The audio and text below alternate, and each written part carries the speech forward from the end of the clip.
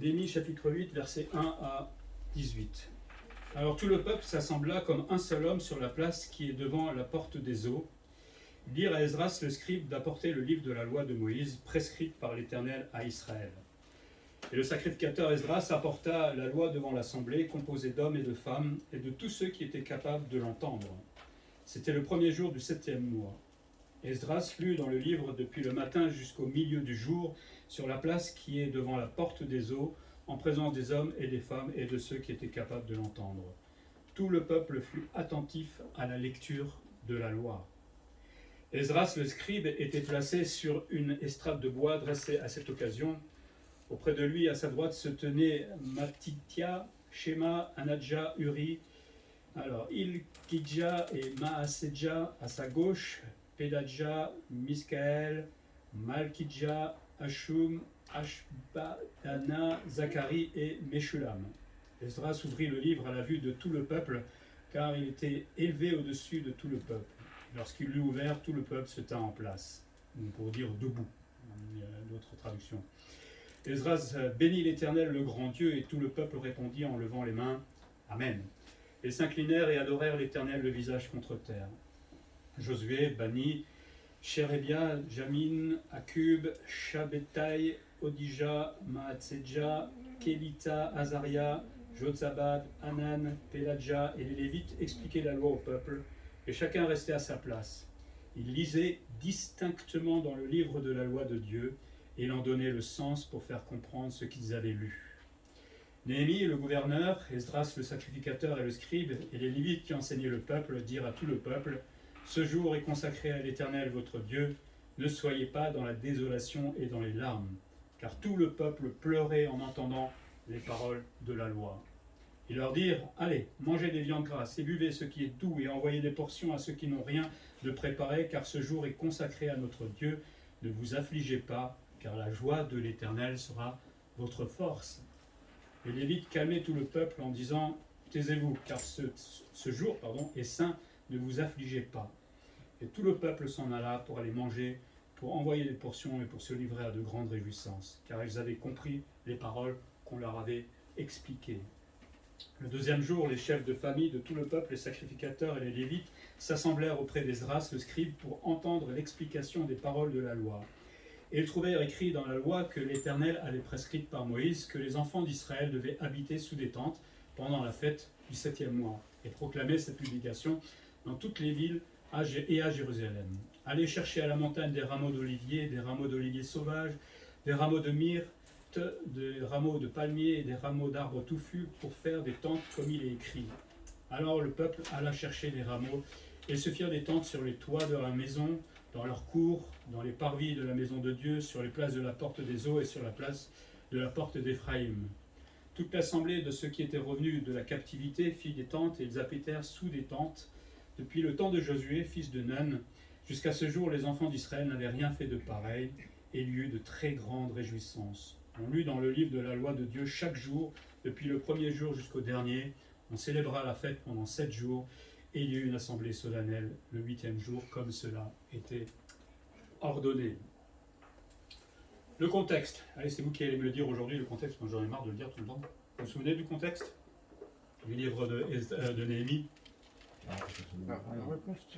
Reconstruction des murailles, oui. Mais juste avant, le retour d'une partie du peuple à Jérusalem. Ouais, c'est ça. Ils étaient partis combien de temps? 70 ans. C'est long, 70 ans. Hein. Vous imaginez si on vous demande de partir pendant 70 ans de votre maison, enfin, vous n'aurez plus de maison à la fin, hein, finalement. Hein. Donc voilà un peu le contexte. Donc retour progressif d'Israël à Jérusalem en particulier. Hein, ils ont été exilés pendant 70 ans à cause de leurs péchés. Ils ont désobéi à Dieu, ils ont redésobéi. Dieu les a avertis par les prophètes, ils n'ont pas écouté, ou ils ont fait un peu semblant, et puis ils ont recommencé à pécher. Et à un moment, Dieu dit stop. C'est valable aussi pour ce monde aujourd'hui. Dieu avertit actuellement par l'évangile et par les chrétiens qu'un jour il reviendra, Jésus-Christ, et un jour ça sera stop. L'homme fait ce qu'il veut, mais à un moment il s'arrêtera parce que Dieu en aura décidé ainsi. Et donc Dieu va envoyer Néhémie qui avait à cœur de reconstruire la muraille à Jérusalem. Et va subir, on avait vu au fur et à mesure de ce livre, plusieurs oppositions, plusieurs ruses de la part de ceux qui ne voulaient pas qu'on reconstruise les murailles de Jérusalem. Pourquoi? Une fois que les murailles sont reconstruites, l'ennemi ne pourra plus attaquer, tout simplement.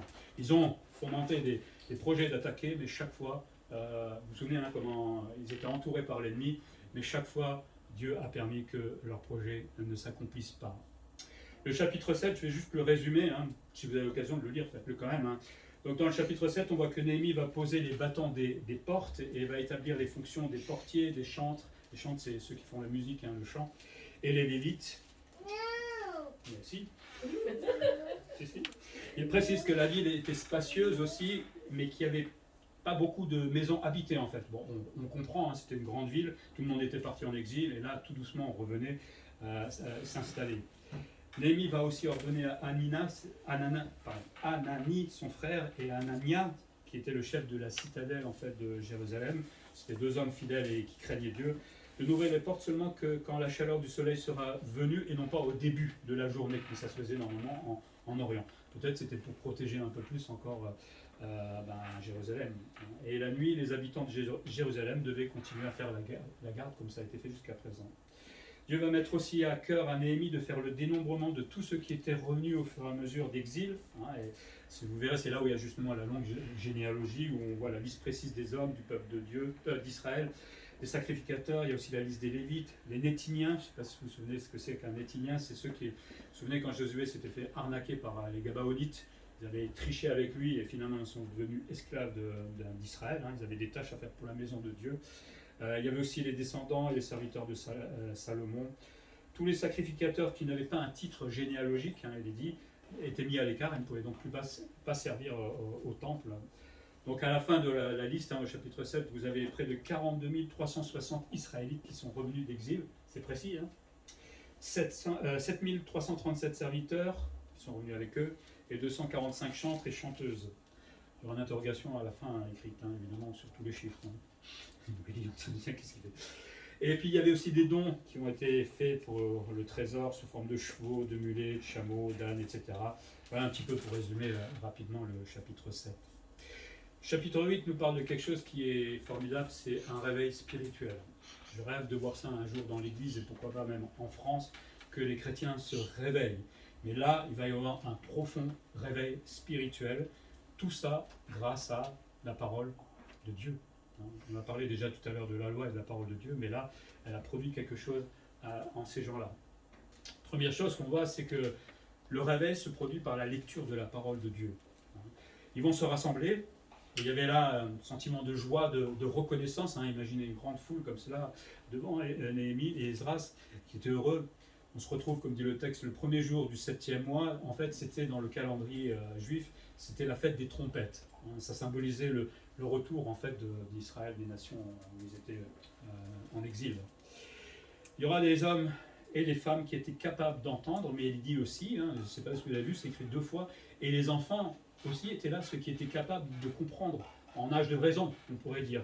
Donc ça ne concernait pas, la lecture de la parole ne concernait pas que les adultes, ça concernait tous ceux qui étaient capables de la comprendre.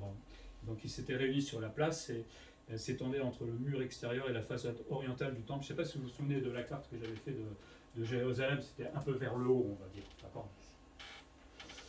Et Esdras, alors avant Néhémie, il y a le livre d'Esdras qui est intéressant, puisque lui, il va revenir pour construire le temple. Néhémie, c'est la muraille, mais Esdras, c'était un scribe, et c'est lui qui va apporter le livre de la loi de Moïse. Ils n'avaient pas encore la Bible à ce moment-là, il n'y avait pas encore tout, mais ils avaient la loi de Moïse.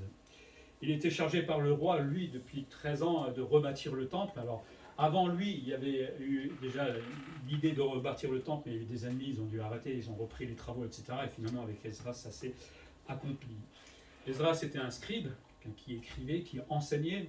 Il est aussi appelé sacrificateur, on voit ça au chapitre 7, versets 11 et 8, 9. Il avait dû attendre pendant un certain temps que la muraille soit reconstruite. Il avait fait aussi de grandes réformes parmi le peuple. Et là, aujourd'hui, il va lire la loi au peuple du matin au milieu du jour. On le dit très vite, mais vous imaginez si je vous invite dimanche prochain à venir à partir de 7h, 8h, jusqu'au milieu du jour, ça veut dire 13h, on va dire à peu près 14h, et on va lire que la Bible. Vous faites une tête d'un coup. C'est ce qu'ils étaient en train de faire là. D'où le réveil spirituel. D'où le réveil. Alors je ne dis pas qu'il faut le faire chaque fois, ça on est bien d'accord, mais l'importance de la lecture de la parole de Dieu. Et il est dit, le peuple fut attentif à la lecture. Ils vont écouter pendant tout ce temps-là. À un moment, je pense que les enfants auraient dû en avoir marre, etc. Certainement qu'ils ont dû courir à droite à gauche, mais le peuple était attentif. Esdras, il est dit, était placé sur une estrade de bois, donc c'était pour qu'on puisse le voir de loin, parce que j'imagine qu'il y avait du monde qui était là. Et il va être assisté par des Lévites. Alors, il dit qu'il y en a 6 qui se tenaient à sa droite, non, la droite c'est là, pour moi, mais pour vous l'inverse, et 7 à sa gauche, qui au fur et à mesure vont assister dans la lecture et dans l'explication. Il y a dans certains apocryphes, il y en a qui pensent qu'il n'y en a que 6 à droite et 6 à gauche, comme les 12 tribus en fait, d'Israël. On ne va pas se battre, c'est pas le plus important, mais en tout cas il était assisté. Et puis il va ouvrir le livre de la loi. Ça faisait longtemps qu'il n'avait pas ouvert, ça devait être impressionnant à mon avis pour le peuple. Et il va le montrer devant tous puisqu'il était sur l'estrade, donc tout le monde le voyait. Et le peuple se tint en place, j'avais dit tout à l'heure, ou debout. Il va rester debout du début jusqu'à la fin. Il ne va pas se plaindre qu'il est fatigué. Il y avait des hommes à l'époque, il y avait des femmes. Et le peuple va rester donc debout pour écouter la parole de Dieu. C'est la première fois d'ailleurs que, les rabbins le faisaient, mais c'est la première fois qu'on voit qu'ils restaient debout en fait pour écouter la parole de Dieu. Jusqu'à présent, on ne l'avait pas vu. C'est la première fois dans les textes de l'Ancien Testament. Et il y aura la prière de bénédiction d'Esdras qui bénit l'Éternel, qui nomme le grand Dieu qui a permis le retour du peuple. Le grand Dieu, il faut quand même imaginer ce grand Dieu qui a permis que Artaxerxès, un roi qui s'opposait à Israël à l'époque, permette le retour progressivement du peuple dans son pays. C'est un grand Dieu qui a permis cela. C'est un grand Dieu qui a aussi permis la reconstruction de la muraille et puis la construction du temple. C'était tellement important à ce moment-là. Et donc, une fois qu'il a béni l'Éternel, le peuple lève les mains et dit Amen, Amen. Ça veut dire quoi, Amen d'ailleurs? La vérité. En vérité, en grec, à un moment c'est en vérité. Quand vous dites Amen, ça veut dire que vous êtes d'accord avec celui qui vient de prier. Si vous n'avez rien compris à ce qu'il a prié, ne dites pas Amen. Il a peut-être dit qu'il allait acheter votre voiture. Enfin, prendre votre voiture. Donc, on dit Amen, ça veut dire qu'on est d'accord avec, là, à ce moment-là, Esdras, en accord avec la parole aussi qui a été lue à ce moment-là. Il disait, on est d'accord avec la lecture de la parole. Et le peuple se prosterne devant l'Éternel. Vous imaginez toute la foule là, qui se met le visage contre terre et qui démontre non seulement dans leur Amen la crainte qu'ils avaient de Dieu, mais là par un signe clair. Je ne sais pas si vous avez déjà prié à genoux une fois. C'est pas pareil que prier debout ou assis. Parce qu'il y a un acte d'humiliation, on va dire, devant Dieu. Faites-le une fois si vous avez l'occasion. C'est bien de prier à genoux devant le Seigneur. Moi, mon pasteur, quand j'étais jeune chrétien, on le faisait souvent et moi, j'aimais beaucoup le faire avec lui. Ça fait un peu mal aux genoux pendant un moment, mais c'est pas grave. Il y a quelque chose qui est différent, en tout cas. Mais là, c'était tout le peuple qui le faisait. C'était extraordinaire. Et ce qu'il voulait montrer là, c'était vraiment la crainte qu'ils avaient maintenant de Dieu, d'où le réveil spirituel. Et il va lire donc le livre et il va commencer Esdras et puis au fur et à mesure, il semblerait que les 12 ou 13 lévites qui étaient à côté de lui vont expliquer au fur et à mesure et à tour de rôle ce que disait la loi. Il lisait distinctement, alors dans l'hébreu c'est ce qu'on appelle le poil, c'est un verbe qui est très fort en fait. Il lisait distinctement, c'est-à-dire qu'il disait distinctement ce que déclarait la loi. Il voulait vraiment que ça soit compris en fait par le peuple. C'est pas juste pour le lire et comme ça vous débrouiller, vous allez comprendre ce que la loi explique à ce moment-là. Et le peuple avait besoin d'explications aussi pour comprendre la loi. Pourquoi? Parce que pendant 70 ans, ils étaient partis à Babylone, et donc ils avaient appris une nouvelle langue, l'araméen. Et donc quand ils sont revenus à Jérusalem, il y en a qui parlaient peut-être encore un peu hébreu, mais à ce moment-là, la lecture était en hébreu. Donc ils avaient aussi besoin qu'on explique les mots de la loi, parce qu'eux, ils avaient changé un petit peu de langue. Donc c'était compliqué de tout comprendre. Mais je pense qu'ils avaient aussi besoin d'explications pour le mettre en pratique dans leur vie. C'était un jour consacré à l'Éternel, comme il est dit, Néhémie, le gouverneur, et Esdras, les Lévites, enseignaient donc le peuple. Et le peuple pleurait en entendant la loi. J'aimerais bien que vous pleuriez ce matin quand on lit la Bible tout à l'heure. Peut-être pas exagéré, mais je ne sais pas si vous imaginez qu'on arrive à pleurer parce qu'on entend la loi, ça veut dire qu'il y a de la culpabilité au fond de leur cœur. Pendant 70 ans, ils l'ont compris, puisqu'ils ont été punis à cause de leur péché, mais bon, après, chacun est individuellement devant Dieu avec son péché, hein, et là, ils étaient touchés au plus profond de leur cœur, et ils pleuraient, parce qu'ils avaient compris qu'ils ne faisaient pas ce que Dieu voulait. J'aimerais bien que ça existe encore, ça, aujourd'hui, que des gens se mettent à pleurer, enfin dans leur cœur, peut-être, pas forcément des larmes, mais qu'ils soient d'un seul coup touchés dans leur cœur par la parole de Dieu, de comprendre qu'on ne fait pas ce que Dieu nous demande, et surtout de comprendre que finalement Dieu nous demande de faire des choses, mais c'est pour notre bien, jamais pour notre mal. Nous, on fait notre loi, et moi je me souviens, je faisais ma loi, mais c'était pour me détruire, c'était pas pour me construire.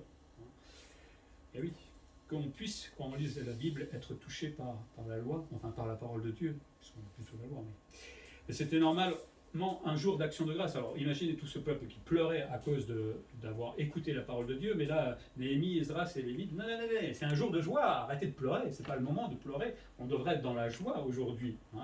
D'où la réflexion de Néhémie, de Esdras et des Lévites, qui disait ne pas être dans les larmes, parce que ce jour, il est consacré à Dieu.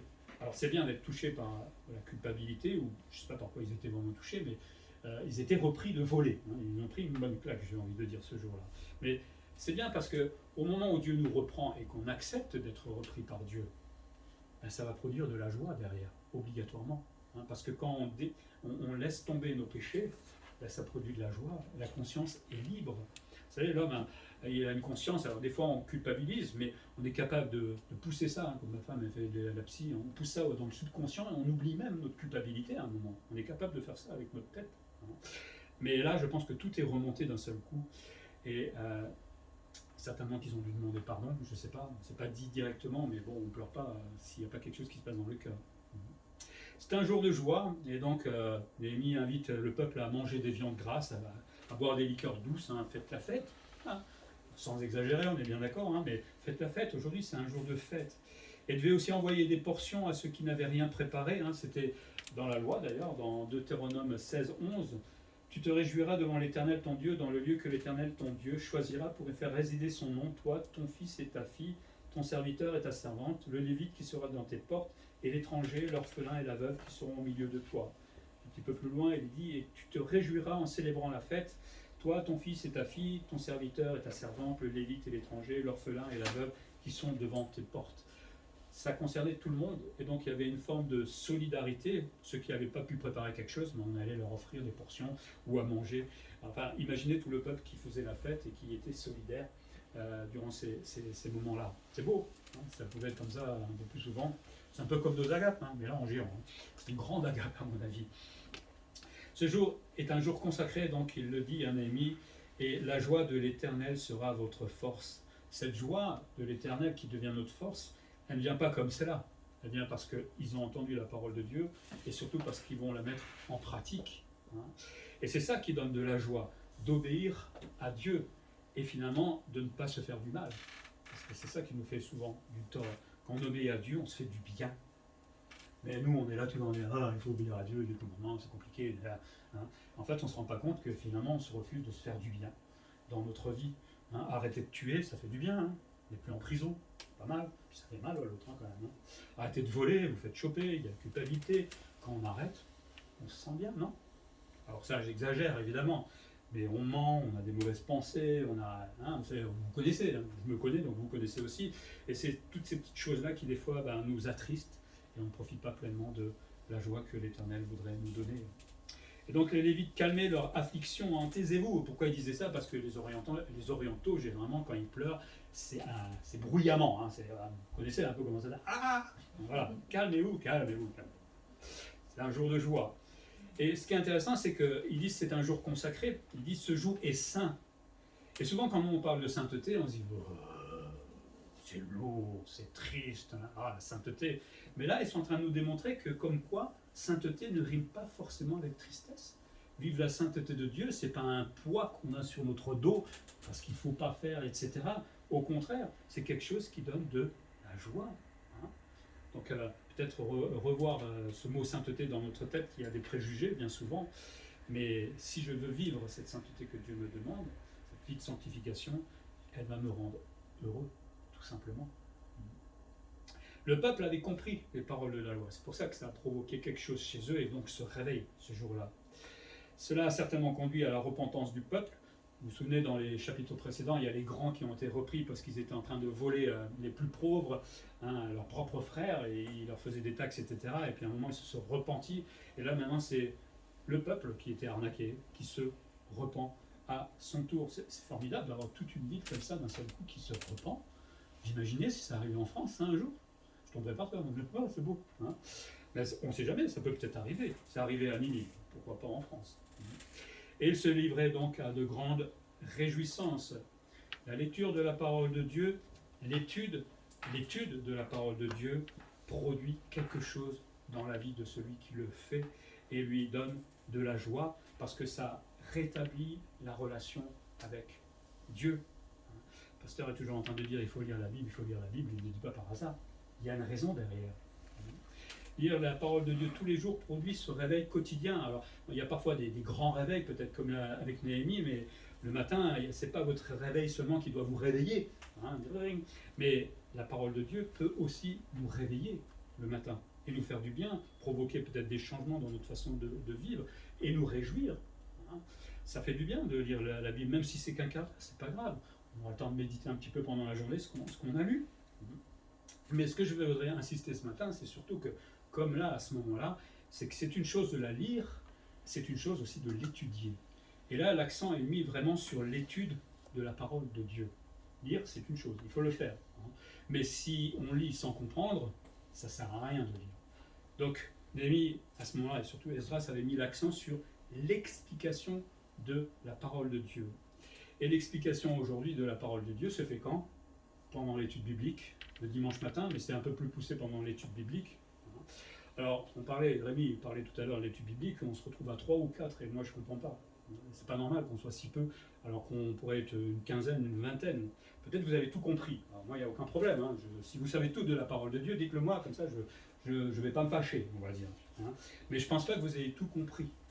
Alors il y en a qui m'ont dit, oui mais c'est compliqué. Oui, c'est compliqué.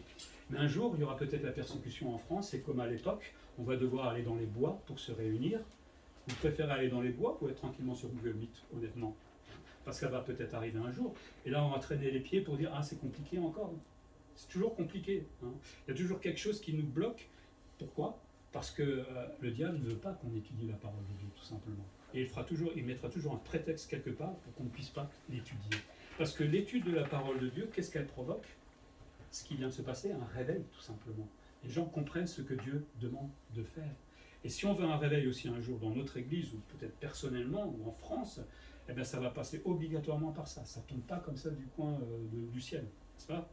Alors aussi aujourd'hui, il y a la pandémie, hein, j'ai l'impression qu'il y en a qui prennent la pandémie comme prétexte pour ne pas venir à l'église, parce que si et ça, non, c'est pas biblique non plus ces choses-là. Hein. On est prudent, on est sage, ça, je suis tout à fait d'accord, mais ne faisons pas de cette pandémie aussi des prétextes pour nous relâcher. Parce que ça, c'est l'inverse du réveil. Hein. Donc chacun peut réfléchir dans son cœur où il en est avec le Seigneur dans ce domaine-là, mais moi j'aimerais rebooster ces études bibliques, parce que sinon je vais arrêter, ça ne sert à rien. Donc je prépare des choses pendant des heures et des heures et il n'y a personne. Hein, on est bien d'accord. J'aimerais un réveil dans cette église. Vous êtes réveillés? Oula. Ils ne sont pas réveillés. Deuxième chose qu'on voit, un réveil qui rappelle la volonté de Dieu. On se retrouve le second jour, hein, donc le deuxième jour de la fête. Et là, il y a un nouveau rassemblement qui va se faire, mais là, un peu plus restreint. Là, ce n'est pas tout le peuple, mais ça concerne les chefs de famille, les sacrificateurs et les Lévites. Et là, ils vont se réunir autour d'Esdras. Et vont recommencer à écouter les explications des paroles de la loi. Pourquoi, d'un seul coup, il restreint le groupe? Tout simplement parce que là, il y a les chefs de famille. Qu'est-ce qu'ils doivent faire, les chefs de famille, normalement? Ils doivent expliquer à leurs enfants, à leur famille, la loi. C'est pour ça qu'ils avaient besoin d'être enseignés à ce moment-là. Sans enseignement, ton enfant vient et ah, Jésus a dit ça et ben je sais pas. Là on a l'air fin parce que des fois ils savent plus de choses que nous parce qu'ils apprennent des choses à l'école du dimanche. Hein. Mais le père devrait pouvoir répondre. Alors pas être théologien, on est bien d'accord, mais répondre au moins un petit peu. Ça vient de la lecture de la parole de Dieu. Bon, les sacrificateurs, on comprend avec les Lévites puisqu'ils étaient en relation avec la parole et devaient l'expliquer aussi. Et là, en même temps, en lisant la parole de Dieu, ils vont faire une découverte dans la loi. Ça me fait un peu halluciner parce qu'ils étaient censés connaître cela. Ils vont redécouvrir la fête des tabernacles. C'était quelque chose qui se faisait régulièrement, normalement.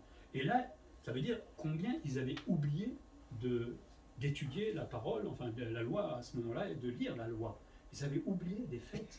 C'est hallucinant. C'est hallucinant. C'est comme si on oubliait Pâques. Et alors, c'est Pâques bientôt. Hein. Et avec la pandémie, on ne sait plus où on en est. Hein. C'est la dernière fois que j'ai vu ça. C'est comme si on oubliait Noël et Pâques. Donc on passe tranquillement décembre. Et puis en janvier, on se dit, il n'y avait pas une fête à un moment. Okay. En lisant la Bible, évidemment.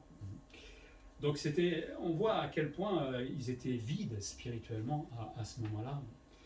La fête des tabernacles, en fait, c'était une fête où ils devaient habiter dans des tentes pendant la fête du 7e mois. Alors, 7e mois, c'est sur le calendrier juif. Hein. On voit ça dans Deutéronome 16, 13 à 15.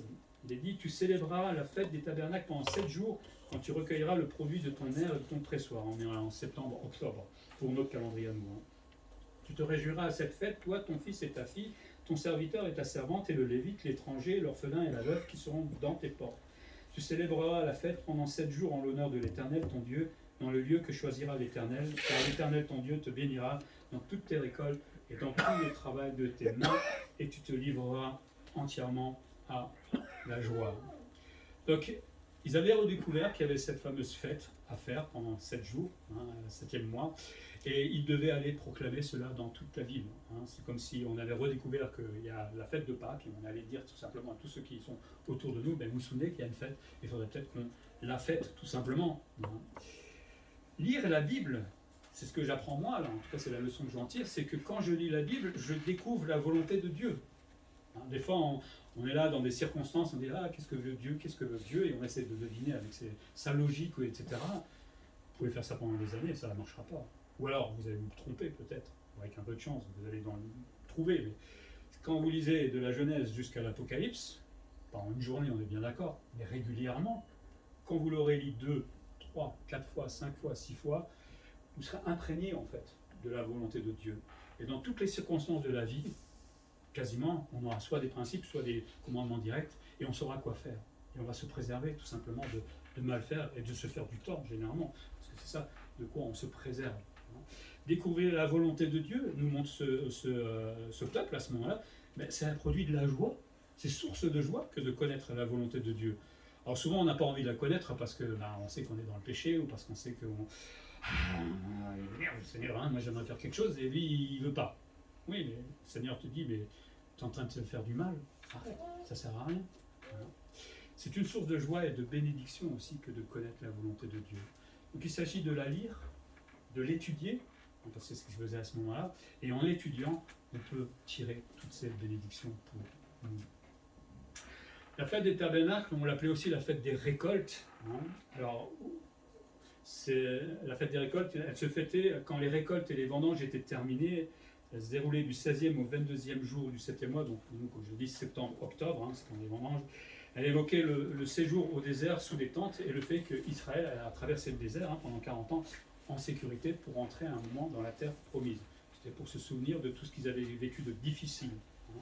Donc le déroulé de la fête, pour ceux qui aiment, le premier jour du 15e jour du... Alors c'est le premier jour, c'était le 15e jour du 7e mois, il y avait une sainte convocation pour rassembler tout le peuple, et on avait intérêt à être là. Le deuxième jour, lecture de la loi qui permettait un rappel annuel en fait de la loi au peuple. Alors, je pense qu'ils étaient enseignés pendant tout le reste de l'année, mais là il y avait un bon rappel pendant 7 jours. Le 8e jour, donc on est là le 22e jour du 7e mois, il y avait encore une convocation d'une assemblée solennelle, fête de clôture comme ils appelaient ça. On clôturait la fête. On n'était pas obligé d'habiter dans des tentes à ce moment-là, comme les 7 jours précédents. Et les sacrifices étaient un peu différents que pendant la fête des 7 jours. Alors les holocaustes, on faisait des sacrifices à ce moment-là. L'holocauste comportait le sacrifice de 70 taureaux au départ, puis ensuite 13 taureaux le premier jour, puis un de moins chaque fois. On sacrifiait aussi 2 béliers, 14 agneaux étaient sacrifiés quotidiennement avec les taureaux. Et de plus, on offrait aussi un bouc en sacrifice d'expiation. Vous imaginez comme on a la chance d'être sous la grâce. Il faudrait ramener tes taureaux, tes boucs. Il faudrait en avoir déjà pour aller faire le sacrifice. Les mimos qui viendraient aussi avec ses chairs. Ce serait marrant de venir comme ça à l'église pour faire. Mais c'était comme ça à l'époque. Aujourd'hui, on a juste à demander pardon au Seigneur pour notre péché. C'est quand même plus simple, non ? Honnêtement. Et c'est beaucoup plus efficace, en tout cas. Mais ces fêtes des tabernacles devaient rappeler combien, malgré les circonstances difficiles dans le désert, et ils ont morflé quand même, après c'était leur faute aussi, Ils ont refusé d'entrer dans la terre promise. Hein. Ils ont douté de Dieu, mais ça rappelle que malgré leur désobéissance, malgré leur péché, Dieu a quand même pris soin d'eux. Hein. Avant même que nous connaissions le Seigneur, Dieu prenait déjà soin de nous. Il nous a conduits à droite, à gauche peut-être, devant des chrétiens, devant la parole de Dieu pour nous appeler d'une certaine manière, mais Dieu a pris soin de nous, ou nous a mis une bonne claque à un moment pour qu'on se réveille, pour qu'on comprenne qu'il existe et qu'il est vivant. Donc Dieu avait délivré Israël d'Égypte, hein, avant de rentrer dans le désert, et l'avait nourri pendant ces 40 ans malgré leur désobéissance. Dieu est bon quand même. Hein. Même quand on désobéit parfois, ben Dieu nous bénit encore. Dieu est bon. Et la lecture de la loi se faisait en fait pendant les 7 jours, mais que les années sabbatiques. Hein. Il y avait toutes les années sabbatiques, c'est-à-dire tous les 7 ans, il y avait ce qu'on appelle une année de relâche. C'est bon pour les récoltes. On voit ça dans Deutéronome 31. Moïse leur donna 7 ans, tous les 7 ans à l'époque de l'année de relâche, à la fête des tabernacles, quand tout Israël viendra se présenter devant l'Éternel ton Dieu, dans le lieu qu'il choisira, tu liras cette loi devant tout Israël en leur présence. Donc il semblerait qu'il y avait tous les 7 ans une vraie et profonde lecture de la parole de Dieu pendant les 7 jours de la fête des tabernacles. Et je pense que c'est bien, moi je pensais là, par exemple quand on fait des conférences, c'est bien, moi j'aime bien les conférences des fois quand on a un jour, 2 jours, un week-end, parce que pendant ces conférences-là, souvent c'est un moment où le Seigneur met l'accent peut-être sur un sujet dans notre vie qui nous réveille, qui nous reprend peut-être. On a fait des conférences ici, et là aussi je suis profondément déçu parce qu'il y a généralement 3 ou 4 personnes, donc c'est dommage de déplacer quelqu'un pour si peu de choses. Mais ça serait bien que ça soit une simple convocation de l'Éternel, parce qu'à l'époque vous n'avez pas le droit de ne pas être là. Hein. J'aimerais bien refaire ça moi, hein, aujourd'hui. Bon, on ne peut pas forcer les gens à venir, on est bien d'accord. Mais voyez ce que ça a produit, c'est ça surtout. Ils étaient là pendant 7 jours, autour de la parole de Dieu. On pourrait faire que 2 jours, nous. Mais ça a produit quelque chose dans leur vie et ça a eu un impact sur tout le peuple.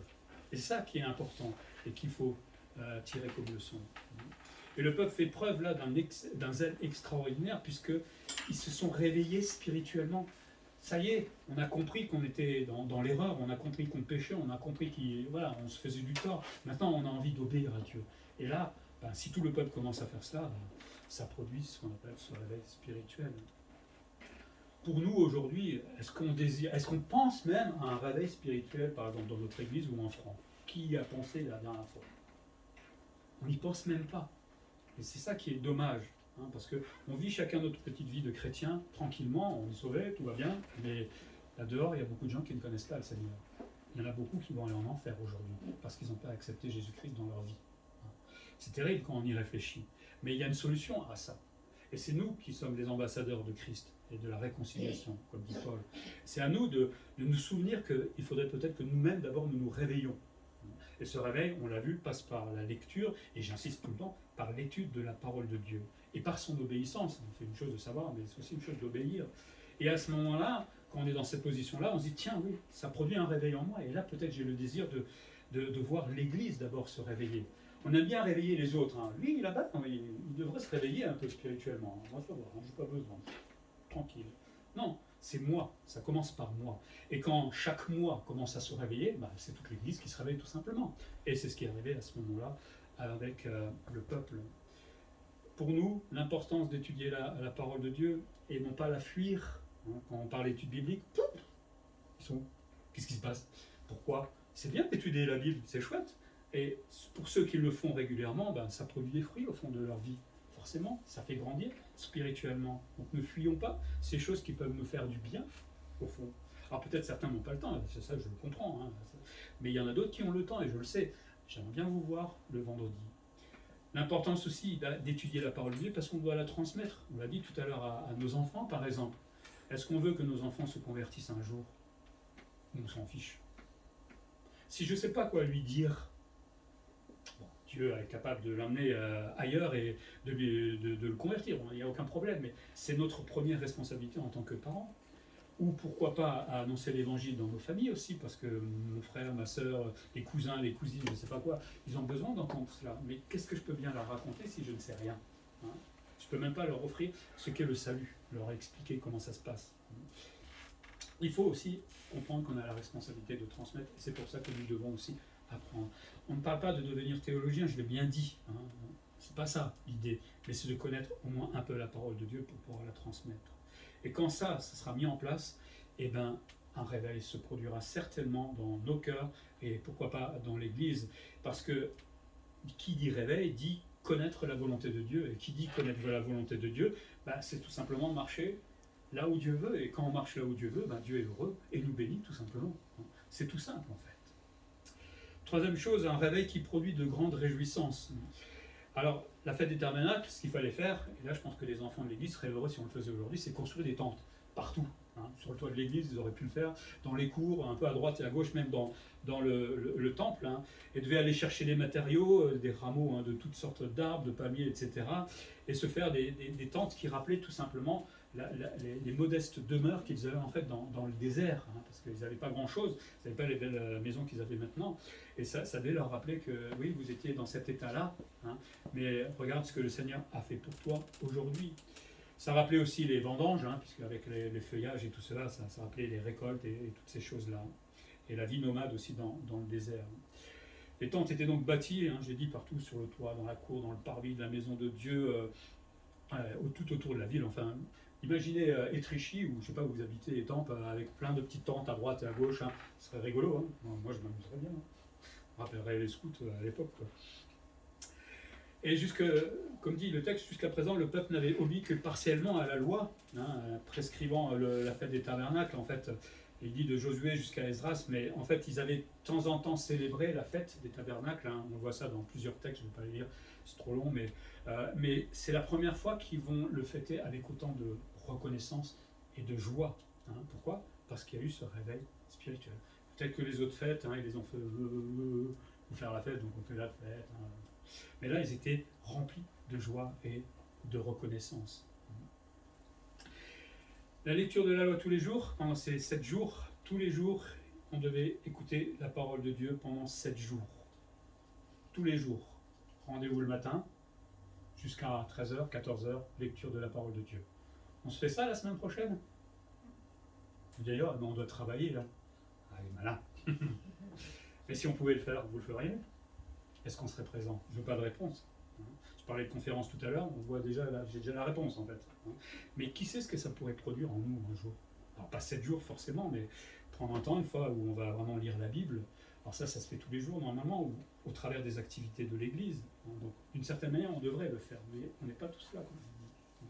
Mais si Dieu a instauré à ce moment-là ce temps d'écoute, Dieu s'est dit, je vais les embêter, je leur fiche une petite fête de 7 jours, on va lire pendant 7 jours la parole de Dieu, juste pour les embêter, c'est ça ? C'était important pour Dieu. Et s'il a instauré cette fête et cette lecture, c'est que c'était extrêmement important pour lui. Donc, si c'est important pour Dieu, ça veut dire que c'est important pour moi aussi, et que je suis censé lui obéir. Mais ça, Dieu donc a instauré ce temps d'écoute, combien important pour nous aussi aujourd'hui. Alors on n'a pas ces 7 jours, mais on a d'autres façons d'écouter la parole de Dieu, personnelle, mais ensemble aussi. Avec la pandémie, c'est vrai qu'on ne se voit pas régulièrement, et il y a Google Meet, c'est déjà bien. Moi j'aime bien pouvoir avoir des nouvelles de François quand on se Google Meet, il faudrait inventer un verbe pour ça, ça fait du bien, il y a quand même une communion fraternelle. Je sais que c'est compliqué, c'est pas comme j'aime non plus, mais c'est déjà ça. C'est un tout petit peu, mais c'est déjà ça. Mais ce temps d'écoute va provoquer dans ce peuple des grandes réjouissances. Voilà ce que produit la connaissance et l'étude de la parole de Dieu et son obéissance. C'est que de la joie, finalement. Des fois, on se demande, mais comment je pourrais être un peu plus heureux dans ma vie, en tant que chrétien, je parle. Vous avez la solution, là, je crois. Mais sans connaissance, il est impossible de savoir quoi faire, en fait, dans sa vie. Et finalement, à l'image de ce peuple, on se prive de bénédiction. Parce qu'on ne sait pas ce que Dieu veut, on ne sait pas ce qu'il veut que je fasse. Donc j'agis un peu en bricolage, on va dire, dans ma vie. Et finalement, le bricolage, ça ne fait pas toujours de bonnes choses dans notre vie. La fête des tabernacles, pour nous, on ne va pas la fêter, mais moi, ça me rappelle mon errance, on va dire, dans la vie autrefois, quand je ne connaissais pas le Seigneur. Vous savez, moi, j'étais gothique, j'étais loin de drogue et compagnie, mais c'était l'errance totale. Dans la vie, on ne savait pas où on allait. Qu'est-ce qu'on fichait là ?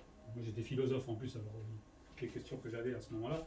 Et à un moment, j'étais appelé par le Seigneur, et là, d'un seul coup, il y a de la lumière. On parlait de lumière tout à l'heure, Rémi, et tout a changé finalement dans ma vie. Et heureusement, parce que je crois que je serais plus vivant aujourd'hui. C'est ça que ça doit rappeler, cette fête des tabernacles. Votre vie passée, C'est bien de temps en temps de se souvenir d'où on vient en fait. Hein. Regarde, vous n'étiez peut-être pas aussi terrible que moi, mais on était quand même dans le péché, on était égarés et prêts pour partir pour l'enfer, tout simplement. Heureusement que le Seigneur a mis quelqu'un ou sa parole devant nous pour nous rattraper et pour changer notre vie qui finalement est belle aujourd'hui.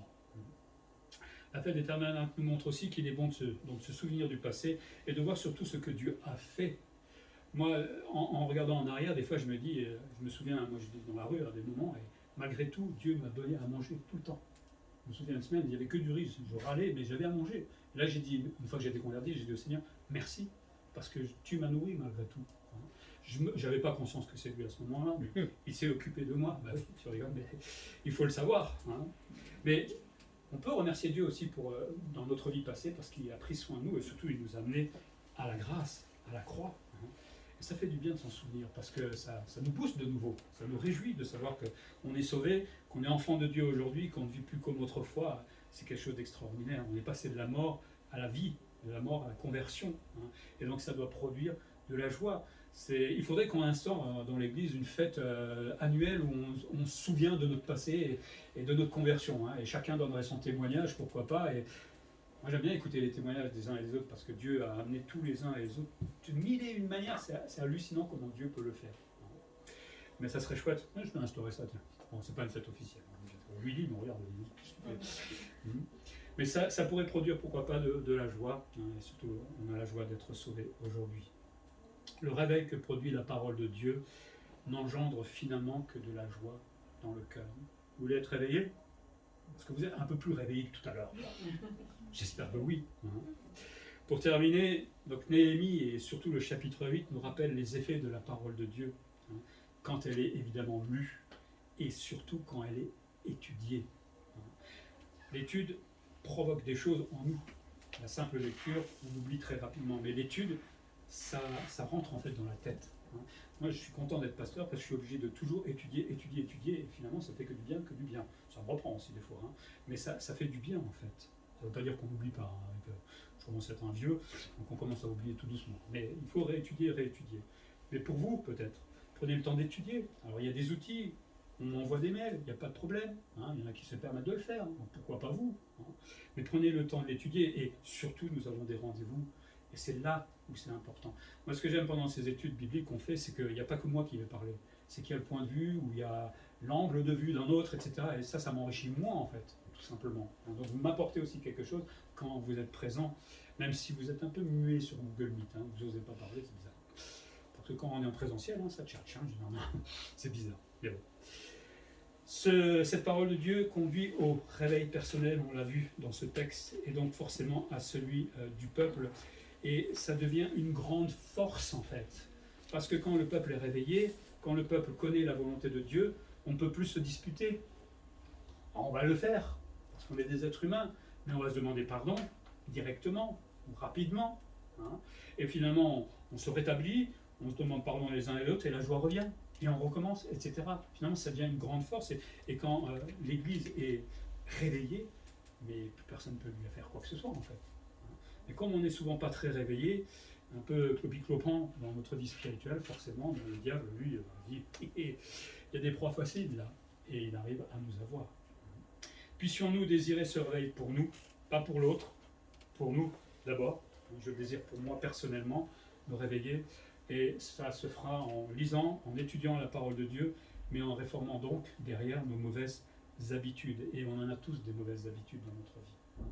Mais le fait d'étudier et de lire la parole de Dieu va permettre tout simplement de nous débarrasser de toutes ces choses qui nous font finalement du tort. Vous savez, le seul risque qu'on prend en lisant la Bible, le seul risque que vous allez prendre, c'est d'être un peu plus heureux. C'est dangereux, hein. On va prier.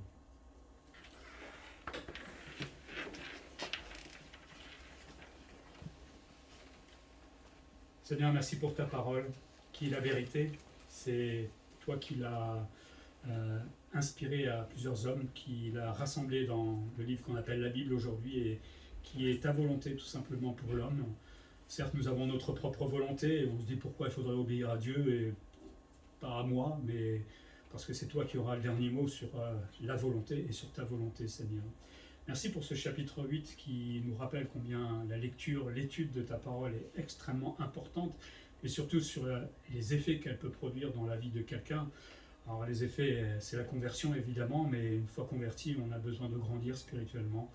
Et la lecture, l'étude régulière ne peut que nous faire du bien à chacun d'entre nous. Tu connais nos habitudes, Seigneur, dans ce domaine-là, à chacun, et je te demande de nous réformer, de faire l'effort, Seigneur, de pouvoir être là pour les études bibliques, pour les cultes, Seigneur, pour nos cultes personnels aussi, que nous ne soyons pas paresseux, mais au contraire, réjouis de nous dire que nous allons passer un bon moment et nous faire tout simplement du bien. Je te prie aussi pour ce monde qui ne connaît pas ta parole. Aide-nous à l'étudier pour que nous puissions transmettre la grâce, transmettre ce que dit la Bible de l'homme, par exemple, qu'il est pécheur, qu'il est perdu, transmettre des vérités aussi, parce que c'est tellement important d'évangéliser, d'enseigner nos enfants. Mais sans connaissance, c'est extrêmement compliqué de le faire. Reprends-nous, Seigneur, et pourquoi pas, réveille-nous aujourd'hui dans cette Église et pour ta seule gloire. En Jésus-Christ. Amen. Amen.